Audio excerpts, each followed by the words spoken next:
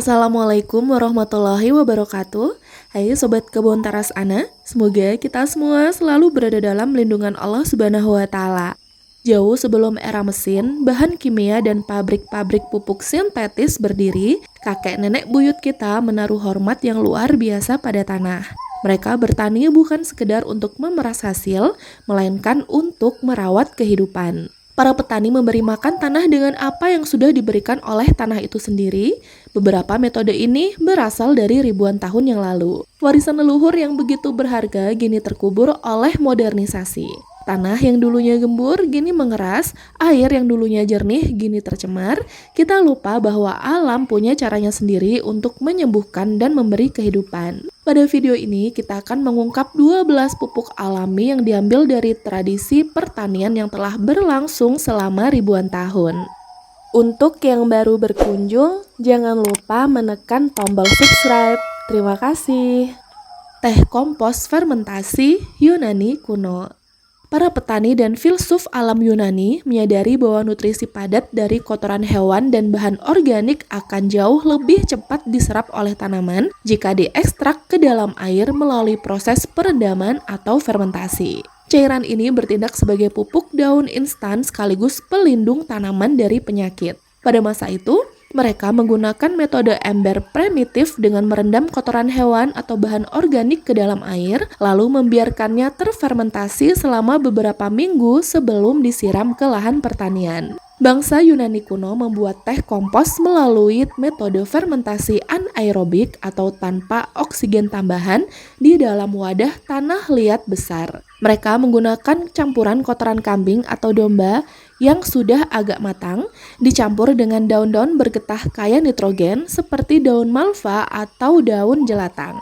Bahan-bahan organik tersebut dimasukkan ke dalam kantong kain linen kasar atau karung anyaman serat rami. Kantong tersebut ditenggelamkan ke dalam gentong tanah liat raksasa tersebut yang telah diisi penuh dengan air sumur atau air hujan. Kemudian gentong ditutup kain padat untuk mengurangi penguapan dan diletakkan di tempat teduh.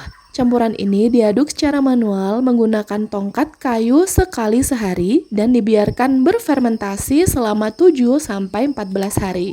Setelah air berubah warna menjadi coklat pekat seperti teh tua dan mengeluarkan aroma khas fermentasi yang kuat, kantong diangkat. Cairan siap diencerkan dengan air bersih hingga warnanya mirip teh encer. Arang hayati atau Terra preta, suku Amazon kuno. Berbeda dengan wilayah lain yang mengandalkan pupuk organik musiman, suku-suku asli di cekungan sungai Amazon ratusan tahun lalu berhasil menciptakan tanah buatan yang super subur, kaya karbon dan kekal bertahan hingga ribuan tahun di tengah lingkungan hutan hujan tropis yang tanah aslinya sangat gersang. Penelitian arkeologis menunjukkan bahwa Terra preta diciptakan oleh peradaban pra-Columbus di wilayah Amazon antara 450 sebelum Masehi hingga 950 Masehi. Terra preta bukan sekedar arang biasa yang ditumpuk, melainkan sebuah ekosistem tanah yang kompleks. Suku Amazon mengumpulkan kayu keras, sisa pangkasan tanaman, dan biomasa hutan. Mereka membakarnya di dalam lubang tanah atau ditutupi lumpur atau daun basah. Ini menghasilkan pembakaran minim oksigen, mengubah kayu menjadi arang hayati atau biokar yang berpori mikro tinggi, bukan menjadi abu. Arang mentah bersifat kering dan lapar hara. Suku Amazon mengaktifkannya dengan mencampurkan arang tersebut dengan limbah organik kaya nutrisi seperti kotoran manusia dan hewan, sisa tulang hewan dan duri ikan, dan sisa makanan atau limbah pertanian. Campuran ini dibiarkan membusuk bersama di lantai hutan atau parit pemukiman. Mikroorganisme tanah seperti jamur mikorizа dan cacing tanah memakan campuran tersebut, lalu melapisi pori-pori arang dengan nutrisi organik yang stabil. Berkat Terra preta, suku Amazon kuno bisa beralih dari sistem ladang berpindah ke sistem pertanian menetap yang menghasilkan jagung, singkong, dan buah-buahan dalam jumlah masif untuk mendukung populasi kota mereka. Pupuk hijau Romawi kuno.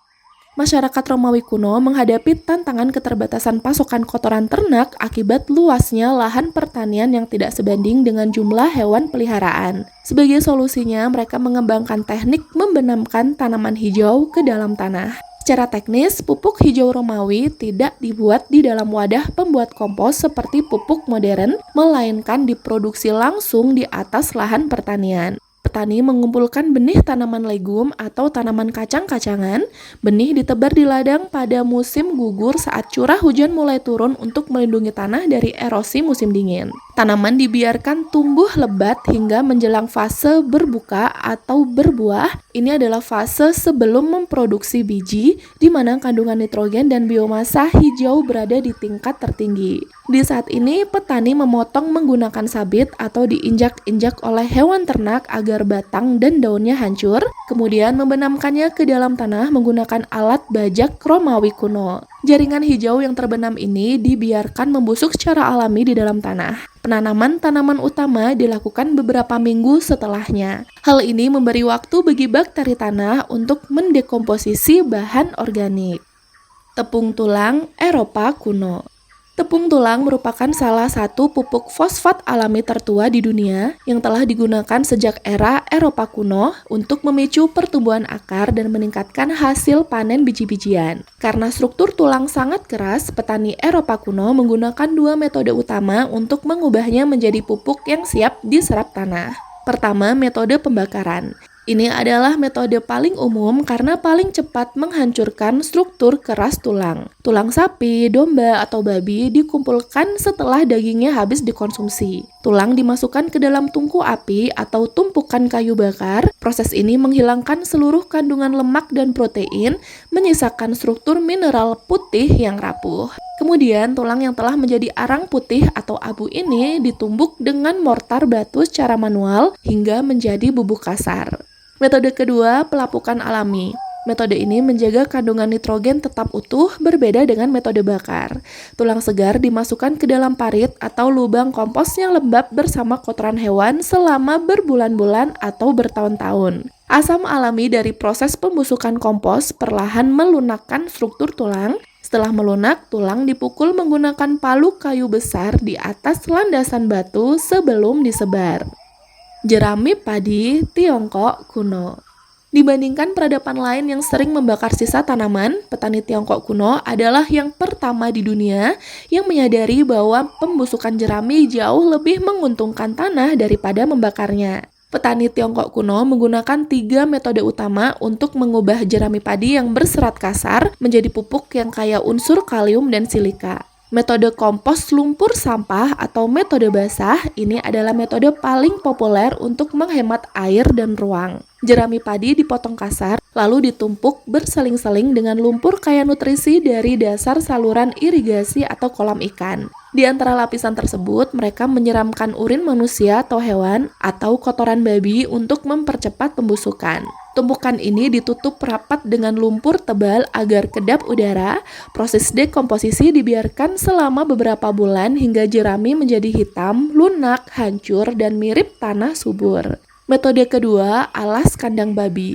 Jerami padi kering ditebar tebal di lantai kandang babi atau kerbau sebagai alas tidur hewan. Setiap hari, jerami tersebut akan diinjak-injak oleh ternak, tercampur dengan kotoran padat dan menyerap urin hewan. Setelah jenuh, biasanya beberapa minggu, campuran jerami dan kotoran ini dikeruk dan ditumpuk di luar kandang untuk dimatangkan sebelum dibawa ke sawah. Metode terakhir, metode pembakaran terkendali atau abu jerami. Jika tanah membutuhkan pasokan hara instan untuk musim tanam yang mepet, mereka membakar jerami secara terkendali. Abu jerami ini sangat kaya akan silika yang memperkuat batang padi agar tidak mudah roboh dan kalium murni. Rumput laut Jepang kuno. Masyarakat Jepang kuno mengembangkan konsep Sataomi, yaitu pengelolaan wilayah pesisir yang harmonis antara manusia dan alam. Petani mengumpulkan rumput laut yang terdampar setelah badai musim gugur untuk dibawa ke ladang pedalaman menggunakan keranjang bambu. Ini adalah metode utama untuk menghilangkan garam sekaligus melembutkan jaringan serat rumput laut, di mana rumput laut yang baru dipanen ditumpuk di area terbuka agar terkena air hujan selama beberapa minggu. Air hujan akan melarutkan kandungan garam natrium di permukaannya. Rumput laut kemudian dicampur berselang-seling dengan daun-daun hutan, dedak padi, dan tanah kaya humus. Campuran ini didiamkan hingga membusuk dan hancur menjadi massa hitam yang kaya akan hormon pertumbuhan alami serta mineral mikro. Masih ada 6 metode kuno lainnya yang akan kita bahas bersama di video bagian kedua. Nantikan dan jangan lupa menyimaknya. Jika memiliki limbah-limbah ini, kubur ke tanah dan lihat keajaibannya. Temukan informasi lebih lengkapnya dengan klik video pada kanan layar. Semoga bermanfaat. Wassalamualaikum warahmatullahi wabarakatuh.